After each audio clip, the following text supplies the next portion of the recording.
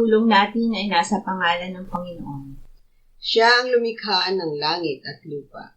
Ating ipahayag ang ating mga kasalanan sa Diyos. Ang ating Diyos ay Diyos na mahabagin at mapagpatawad.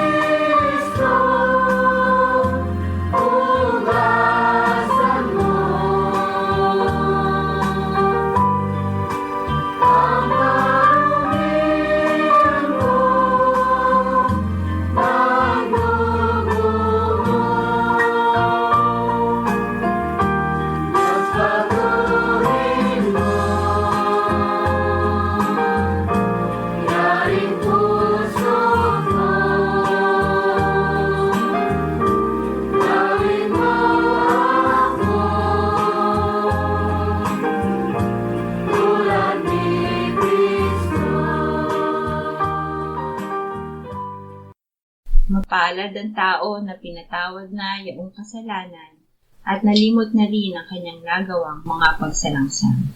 Mapalad ang taong sa harap ng Panginoon ay di na pinararatangan ng kasalanan, dahilan sa siya ay hindi nanlilinlang. Noong hindi ko pa na ipahahayag yaring kasalanan, sa buong maghapon ako'y nananangis sa matinding lumbay. Sa araw at gabi, bigat ng kamay mo ang nararamdaman, ano pa't wala nang nalalabi akong lakas sa katawan. Hamog ang kaparis na dagling na tuyo sa sikat ng araw. Ako ay lumapit sa iyong harapan at salay inamin ang aking nagawang mga pagsalangsang, di ko inilihim. Pinagpasyahan kong ang lahat ng ito sa iyo'y idaing, at aking natamo ang iyong patawad sa sala kong angkin. Mga minamahal, sinasabi sa unang Juan, Kabanatang 1, Talatang 9, kung ipinahahayag natin ang ating mga kasalanan, maaasahan nating ipatatawad sa atin ng Diyos ang mga ito, at lilinisin tayo sa lahat ng ating kasamaan, sapagkat siya'y tapat at matuwid. Salamat sa iyo, O Diyos. Pinatunayan mo ang iyong pag-ibig sa amin nang si Kristo ay namatay para sa amin, noong kami mga makasalanan pa. Ngayon ay buksan mo ang aming mga labi at kami ay magpupuri sa iyo.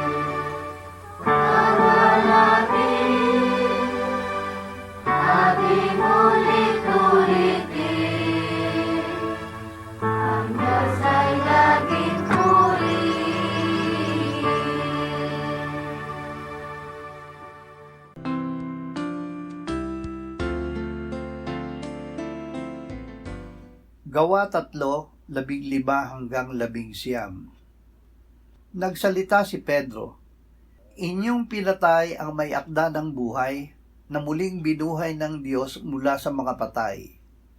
Mga saksi kami sa bagay na ito. At sa pamamagitan ng pananampalataya sa kanyang pangalan, ang kanyang pangalan ang nagpalakas sa taong ito na inyong nakikita at nakikilala. Ang pananampalataya sa pamamagitan ni Jesus ang nagkaloob sa taong ito ng ganitong sakdal na kalusugan sa harapan ninyong lahat. At ngayon, mga kapatid, nalalaman kong ginawa ninyo iyon sa inyong kamangmangan tulad ng inyong mga pinuno.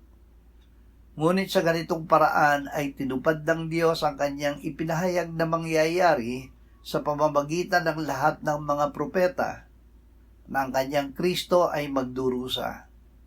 Kaya nga magsisi kayo at magbalik loob upang mapawi ang inyong mga kasalanan." Pananampalataya sa pangalan ni Jesus.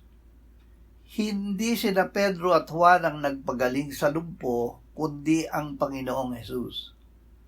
Nangyari ito dahil sila ay sumampalataya sa pangalan ni Jesus. Sila ay nanalig na si Jesus na pinatay ng mga Hudyo ang may akda ng buhay at siya ay binuhay ng Diyos mula sa mga patay bilang katuparan ng ipinahayag ng Diyos sa pamamagitan ng mga propeta. Dahil dito sinabi ni Pedro sa mga tao na sila ay magsisi at magbalik loob upang mapawi ang kanilang mga kasalanan, at ang panahon ng kaginhawahan ay dumating mula sa Panginoon sa langit. Awit 4:5-8. Maghandog kayo ng matuwid na mga alay at ang inyong pagtitiwala sa Panginoon ilagay. Marami ang nagsasabi, "Sana'y makakita kami ng ilang kabutihan." O Panginoon, ang liwanag ng iyong mukha sa amin ay isilay. Ikaw ay naglagay ng kagalakan sa aking puso, kaysa nang ang kanilang butil at alak ay sagana. Payapa akong hihiga at gayon din ay matutulog, sapagkat ikaw lamang, O Panginoon, ang gumagawa upang mamuhay ako sa katiwasayan. Naihandog na ang matuwid na alay. Ang matuwid na alay ay ang Panginoong Hesus. Siya ang ibinigay ng Ama na handog para mapatawad ang kasalanan natin at ng sanlibutan. Si Kristo, ang kordero ng ating Paskwa, ay naialay na. Siya ay binuhay na muli at iniakyat ng Ama sa kanyang kanan sa langit. Kaya't sa pamamagitan niya ay patuloy tayong maghandog ng alay ng pagpupuri sa Diyos, ng bunga ng mga labi na nagpapahayag ng pangalan ni Jesus. Unang Juan 3:1-3. Masdan ninyo kung anong uri ng pag-ibig ang ipinagkaloob sa atin ng Ama upang tayo'y matawag na mga anak ng Diyos, at tayo'y gayon nga. Dahil dito'y hindi tayo nakikilala ng sanlibutan, sapagkat siya'y hindi nakilala nito. Mga minamahal, ngayon ay mga anak tayo ng Diyos at hindi pa nahahayag kung magiging ano tayo. Nalalaman natin na kung siya'y mahayag, tayo'y magiging katulad niya, sapagkat siya'y ating makikita bilang siya. At sino mang may ganitong pag-asa sa kanya, ay naglilinis sa kanyang sarili, gaya naman niyang malinis. Kalarawan ni Jesus. Ang Panginoong Hesukristo na anak ng Diyos ay nahayag upang mag-alis ng kasalanan at sa kanya'y walang kasalanan. Siya ay namatay para sa ating kasalanan at binuhay ng Ama mula sa mga patay. Dahil sumampalataya tayo sa Kanya, tayo ay naging mga anak ng Diyos. Sa pagbabalik ni Jesus, tayo ay magiging katulad niya. Tayo na nakilala ng Diyos ng una pa, ay itinalaga niya na maging katulad sa larawan ng kanyang anak, upang siya ang maging panganay sa maraming magkakapatid.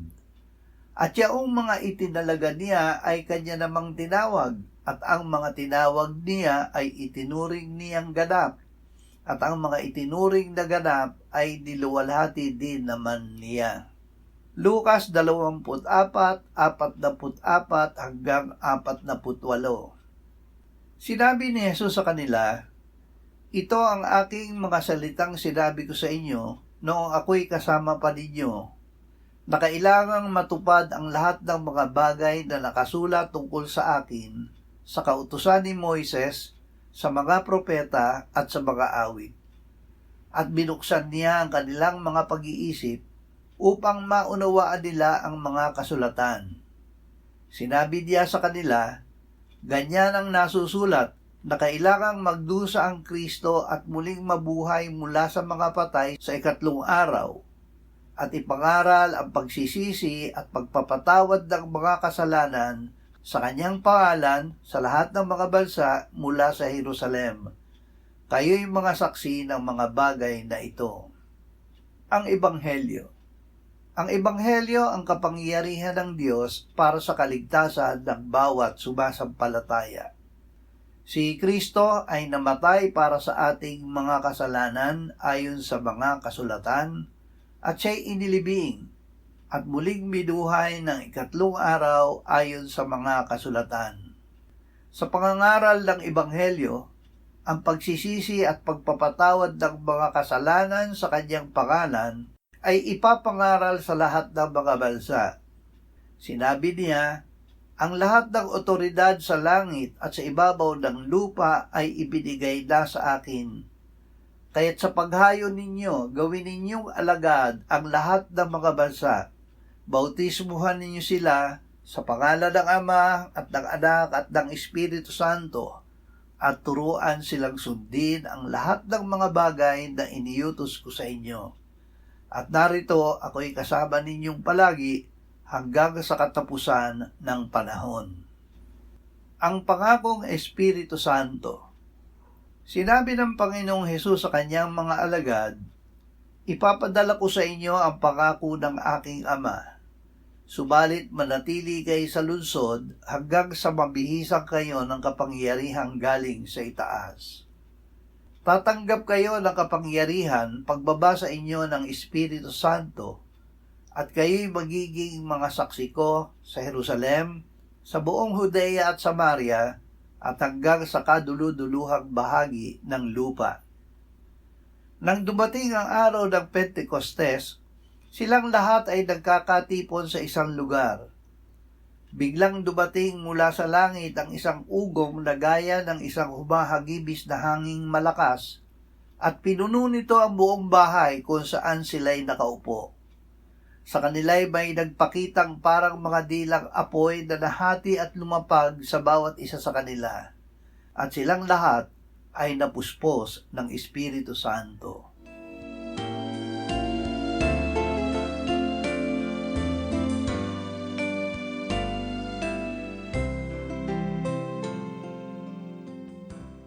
Manalangin tayo. Panginoong Jesus, sinabi mo, "Malibang kainin ninyo ang laman ng anak ng tao at inumin ang kanyang dugo, kayo ay walang buhay sa inyo. Ang sino mang kumakain ng aking laman at umiinom ng aking dugo ay may buhay na walang hanggan, at akin siyang muling bubuhayin sa huling araw. Sapagkat ang aking laman ay tunay na pagkain at ang aking dugo ay tunay na inumin.